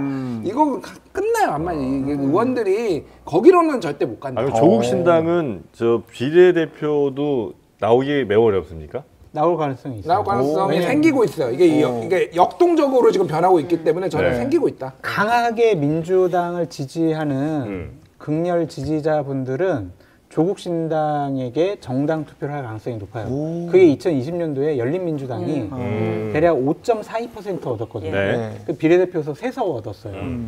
그 정도는 조국 나올 수 당이 있다. 얻을 수 있지 않을까. 그러니까 저는 그 전에 다른 방송에서 평론했을 때는 이거 3% 넘기기 어렵다라고 네. 했는 게 대체제가 새진보연합이라는 네. 일종의 대체제가 있고 2심에서 징역받고 그리고 뭐 이를테면은 팬덤 자체가 이제 많이 옮겨갔다 조국에서 이제 이재명으로 그런 얘기를 들었는데 이게 상황이 급변하다 보니까 지금은 3%를 넘길 수도 있겠다. 운이 좋으면은. 그 얘기를 하는 게 이를테면은 아까 얘기했듯이 조국은 조국에 대한 팬덤도 있지만은 일종의 친문들의 약간 대리인 성격이 있거든요. 근데 지금 친문들의 학살을 받으면은 친문들 중에서는 민주당 꼴 보기 싫은데 이재명에 대한 꼴 보기 싫은데라고 하면서 이탈했는데 갈 곳이 없어지는 사람들이 있어요. 그러니까 뺏지 말고 지지자들이. 지지자들이. 네, 그러니까 그거를 네. 비례로서 뭐 지역구는 몰라도 비례로서는 3%를 넘기게 갈 가능성도 배제할 수 없다. 뭐 이러면은 또 이제 굉장히 복잡해지는 거죠, 사실은. 3%를 넘으면은 일단 지금 받으니까. 한석은 받고 3% 조금만 더 넣어보면 2석도 나와요. 예. 3.몇%만 문재인 전 대통령을 적극적으로 지지했던 분 가운데 이재명 대표한테는 영 마음이 안 가고 그다음에 이낙연도 아니고 뭐 비례당 가기도 싫고 그다음에 이낙연 쪽도 아니고 이런 분들은 조국 신당에 충분히 표를 줄 수 있다. 근데 그게 아마 3% 넘을 가능성도 충분하지는 않아요. 제가 보기엔 아직도 네. 가능성 높지는 않은데 그럴 가능성 이렇게 지금 변하고 있잖아요. 판이 계속 변하고 있기 때문에 점점 올라가고 있어요. 지금. 그래서 만약에 조국 씨가 거기서 이제 비례 1번으로 나와서 만약 비례 2번. 예. 또 그런 사람들이 친문 그 지지층이 그래도 뭐 문 대통령의 그 친문으로 결집한 사람들은 조국 신당보다 이낙연 신당에 더 표 주지 않을까요? 아니 근데 결이 조금 달라요. 달라요. 마음의 빛이 있냐 없냐 이거 아니겠습니까? 네. 보다 더 강하게 지지하는 분들은 네. 억울하게 당했다라는 생각을 갖고 있잖아요. 네. 그러니까 이낙연 대표보다는 조국 전 장관이 윤석열 정권 하에서 억울하게 당했다. 피해자 코스프레를 할 수가 있거든요. 네. 그러니까 저는 조국 전 장관이 정치를 하는 것은 상당히 부적절하고 잘못됐다라고 생각하는 사람인데 정말요? 왜요? 같이 사진 찍으셨잖아요. 조국 전 장관이랑. 그런 전력이 있어? 조국 전 장관이 또 SNS에 올리셨어요. 이 사람 몹쓸 사람이구나 보니까 이 배은망덕한 사람인데 이 사람. 어떻게 그럴 수가 있습니까? 아, 김정은하고도 사진 찍는 거. 김정은이랑 사진 좀 올려야지. 아니 김근식 교수가 예전에 네. 노무현 정부 때 2007년에 가서 김정일 만나고 왔거든요. 그렇죠. 그 학자로서. 이름은 얘기 안 하겠는데 지금 거기 지역구에서 네. 경쟁 후보가 단톡방에서 맨날 그런 거를 돌리고 있다라는 아, 얘기가 이거 봐라. 아니 뭐 저는 정치할 생각이 없기 때문에. 김근식 교수가 오늘 네. 저를 만나서 얘기를 해줬습니다. 아, 진짜 지저분하게 운동한다. 아니, 뭐 여기 이런 지금 식으로. 조국 지지자분들도 꽤 계신 것 같아요. 댓글 보니까. 예. 조국- 아 그럼요. 예, 네. 있으니까 현실적으로. 네. 예, 그럼. 강하게 지지하시죠. 네, 댓글로만 봐서는 뭐 한 10%는 나올 것 같은 느낌이네요. 정치 고관여층하고 전체 국민하고는 또 다르니까. 예. 조국 장관 처음에 첫인상이 어떠셨습니까? 두 분 뭐- 펀치라다. 잘생겼고. 펀치라다. 헌칠하고 잘생겼지. 아니 그리고 왜 사진 찍었냐라고 하는 분들이 있는데 네. 그게 이제 넘어가시려고 그러는 거예요? 다른 방송국의 대기실이었어요. 네. 그래서 거기 작가분들도 있고 다른 출연자분들도 있고 스태프도 있고 이랬는데 네. 조 전 장관이 사진 찍자고 그러더라고요. 아, 그분이 먼저? 네, 제가 찍자는 게 아니라 사진 좀 같이 찍어도 괜찮겠냐. 네. 그런데 제가 거기서 싫어요, 안 찍어요. 이러면 얼마나 본인 창피하시겠어요. 그리고 뭐 사진 찍는 게 뭐 큰 죄는 아니고. 역시 네. 장셀렙. 또한 뭐 그런 분들하고 사진 그 찍는 사진을 그래서 어디다 올렸어요? 본인 페이스북에다 올리셨어요. 본인 페이스북 장 소장님 안 올렸어요? 나는 제발 올리지 말아라. 본인이 페이스북에다 올리시고 글도 써가지고 한 다음에 저한테 바로 문자로 내 페이스북에다 올렸다고 문자까지 하시더라고요. 그래서 열심히 하시라고. 근데 제가 비판은 제가 계속할 수밖에 없다. 그랬더니 비판해줘서 고맙다. 또 그렇게 얘기하시더라고요. 댓글에 장 소장님이 조국의 강을 건넜다고 반대로 건넜나 반대로 봐요. 건너 리버스. 그래서 저 느낀 게 뭐냐면 제가 되게 막 엄청 비판을 많이 했거든요. 조국 전 장관. 감정적으로도 비판 많이 했었는데 막 저한테 비판해줘서 고맙다고 그러고 사진 찍자고 그러고 그래요? 그 비판 참 아프게 듣고 있다고 얘기하셔가지고 야 저분 정치인 다 됐구나 그런 생각이 좀 들었어요. 색다른 경험이었습니다. 많이 좀 넘어가신 것 같네요. 아니야 비판은 계속 하는데 네. 약간 강도를 낮춰가지고 지금 못 참지. 이러다가 조국 신당 기호 2번 만든 거 아니야? 끝으로 그러면 네. 저 국힘 얘기만 잠깐 하고 네. 넘어가겠습니다. 국힘은 아직까지는 잠잠해요. 아직까지는 활동과 잠잠하고. 분열과 혼란은 없는데 뭐 감동도 없다. 없다. 원래 이제 공천 때는요 개혁 공천, 물갈이 공천 해가지고 국민들께 네. 국민 여러분 우리 이렇게 얼굴이 바뀌었습니다. 저희 예전에 싫으셨죠? 그래도 저 사람 바뀌었고 정책도 바뀌고 새로운 사람 물갈이 공천 했으니까 네. 저희 지지해 주세요. 라고 짠 하고 새로운 인물을 내세워야 되는데 지금은 다 골치 아프니까 경선. 경선 그냥 갈등 혼란 부작용 없이 경선 이렇게 지금 가고 있거든요. 60개 정도 남았는데 네. 거기도 그냥 비슷할 것 같아요. 아 그래요? 네. 그러니까 왜냐하면 한동훈 비대위원장이 특별하게 나 이 사람 무조건 내려 꽂아야 돼라고 하는 사람이 없대요. 그리고 윤석열 대통령도 내가 뭐 얘기해봤자 들을 한동훈도 아니고 그래요? 몰라. 배려해주면 뭐 배려해주고 뭐 이래가지고 충돌이 없을 것 같아요. 계속 공천 충돌은 양대 세력이 내려꽂아 아니 우리 여기 이 사람 해줘야 되는데 이걸로 부딪혔는데 지금은 없어요 그런 게.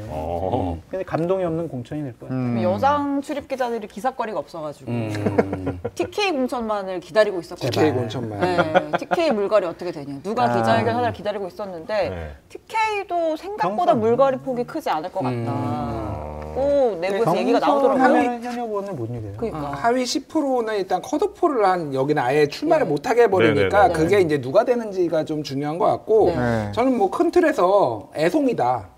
애송이. 누가요? 네.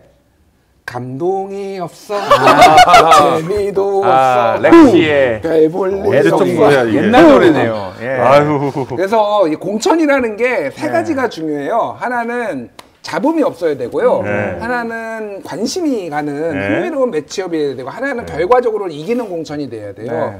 국민의힘은 첫 번째는 거의 이제 충족하는 것 같아요. 잡음이 없다? 네, 잡음이 없으니까 상대적인 거니까 이게. 근데 두 번째, 세 번째는 조금 물음표가 사실은 좀 있지 않나. 감동이 없다. 근데 이제 국민의힘의 공천에 좀 아킬레스건이 서서히 좀 나타나고 있어요. 뭐죠? 그러니까 뭐냐면 강동갑의 전주에 네. 전주에. 상주 문경의 이미자 이 두 분이 강동갑 같은 경우에는 농협. 쪼개기 후원으로 해서 선관위에서 그 전주의 의원을 검찰인가 경찰에 고발을 했어요. 네. 그리고 상주 문경의 이미자 의원 같은 경우도 쪼개기 후원 의혹을 받았다고 해서 문제가 네. 됐고 네. 후원을 한 당사자는 지금 검찰에서 기소를 했어요. 네. 그러니까 이런 것들이 네. 국민의힘 공관위에서 어떻게 판단할 것이냐. 쪼개기 후원 의혹은 이건 대단히 중대한 범죄 행위거든요. 여기 둘 다 경선하죠. 네, 지금 강동이랑. 경선 예, 중이에요. 예, 예. 그러면은 상대방 경쟁자들은 이런 사람을 경선에 붙이는 게 맞냐. 이런 식으로 이제 문제 제기할 가능성이 높죠. 그 공교롭게도 장성철 소장님이 험지 출마해야 된다. 이분들은 네. 했던 사람만 지금 뭔가 무리가 생겼어요. 그래요. 수사에 들어간 거야? 찌른 거야 혹시? 저랑은 전혀 다른데 왜? 전주의 의원은 네. 호남에 출마해야 된다. 호남. 예. 전주에는 전주로 딱 은혜도 맞잖아. 아, 전주에는 전주로. 그다음에 거기 호남 출신이에요. 예. 아버님도 맞아요. 네. 호남 도지사도 하셨고. 아, 그렇습니까? 비례대표 받았으니까 네. 호남에 가서 험지 출마하는 게 맞죠. 윤희석이 웃고 있네. 아 근데 윤희석 네. 누구? 웃고 계신 그분, 예. 그 국민의힘 같은 경우에는 지금 민주당은 컷오프 통보를 하는 과정에서 시끄러운데 지금 국민의힘은 컷오프 통보를 경선 다 끝나고 하겠다는 거잖아요. 그러니까 미리 못 나가게 하겠다는 거잖아요. 그러니까 우리가 내가 잘 쓰고 있죠. 심증은 있지만 확실히 전화를 못 받아서 일단 경선까지 가고 그 후에 떨어지면 알고 봤더니 한 20%였고 이인재가 큰일 했어. 그래서 아니, 이렇게 이인재만 하면은 뭐 이렇게 이삭죽기 못하게 그렇겠죠. 예, 뭐 만드는 거예요. 김무성 전 대표도 네. 뭐 그러한 우려가 있어가지고 네. 그러니까 경선도 안 붙여줄 우려가 있어서 네. 그냥 멋있게 포장하셔가지고 이제 불출마 선언한 것으로 보여지고 분위기를 처음에 잘 잡아간 것 같아요. 그러니까 중진 의원들 네 지역구 버리고 딴 지역구가 그러면 이제 반발 엄청나게 하거든요. 네. 야, 이마 그냥 죽어라 막 이러는데 어허. 받아들이겠습니다 하면서 분위기 쫙 몰고 가니까 다른 사람들. 다른 사람들이 이게 뭐 반항하기가 어려워졌어요. 그러니까 여당 프리미엄으로 가능한 건가요? 그런 것도 약속이 좀 돼 가능하고 있나? 분위기를 그렇게 잡아갔고 일단 윤석열 대통령이 좀 무섭잖아요. 아, 무서워요. 저도 네. 이런 발언하는 것도 무섭고 그런 정말 분위기도 무서우세요? 정말 엄청나게 무슨 너무 사시나 못해. 근데 그러한 것들 분위기도 있는 것 네. 같다는 생각이 드는데 또한 부각도 안 되는 것 같아요. 그러니까 예를 들면은 지금 당사 앞에서 네. 한 3군데 지역에서 당원들 좀 모아가지고 으쌰으쌰. 딱 네. 그랬는데 기사에도 별로 안 나오더라고요. 네. 그러니까 분위기를 좀 안정화해서 네. 가져가려고 하는 거죠. 네. 아, 가셔야 되는데 진짜 이건 제가 아주 그 논외로 예. 어제 잠깐 그 여론조사 관련된 음모론 같은 게 하나 나와갖고 여론조사로 장난칠 수 있습니까? 100% 장난칠 수 있습니다. 방법이 뭐예요? 예를 들면 제가 A 지역에 출마하는 B 후보예요. 예. 그러면 그 지역 언론을 하나 섭외를 해요. 네. 그래서 지역 언론에 여론조사 비용 플러스 알파를 줘요. 네. 그래서 저에게 유리한 여론조사를 좀 해달라고 하면 해줘요. 항목을 그렇게 해가지고 네. 해줘요. 오. 맞춤형 여론조사가 가능해요. 근데 그게 경선이라든지 이런 데 들어갈 수 있어요? 이게? 근데 이게 분위기를 잡아주는 거죠. 그 지역 언론이잖아요. 예. 보도가 돼. 자기네가 여론조사에서 자기네가 보도를 하는 거예요. 네. B 후보가 앞서 나가. 오. 이런 식으로 선거 기사를 운동을 써버리는 해주는 거예요. 그러면은 주민들은 딱 보고, 어?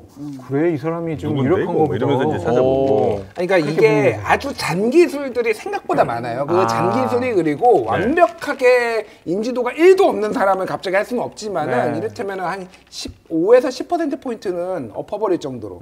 예를 들면은 누구를 먼저 말하느냐 뭐 이런 잔기술부터 해가지고 온갖 거를 다 동원하면은 네. 이게 생각보다 꽤 잘 나오게 만들 수 있어요. 대통령실에서 근무했던 사람 중에서 영남에 출마하는 몇몇 사람들은 네. 이렇게 해가지고 자기 페북에다가 올려요. 아. 제가 상대방을 앞서고 지금 선두로 나가고 있습니다. 그러면서 1% 차이인데 네. 이 막대 그래프는 그냥 한 10% 차이인데 밑에 잘라놓고. 해가지고 그럼 그거 보는 사람은 야 얘가 앞서 나가는구나. 각인 효과가 있는 그런 거예요. 식의. 문항 구성도 그렇게 할 수 있고 소개 문구도 그렇게 할 수 있고 소개문구도 그렇게 할 수 있고. 예, 예.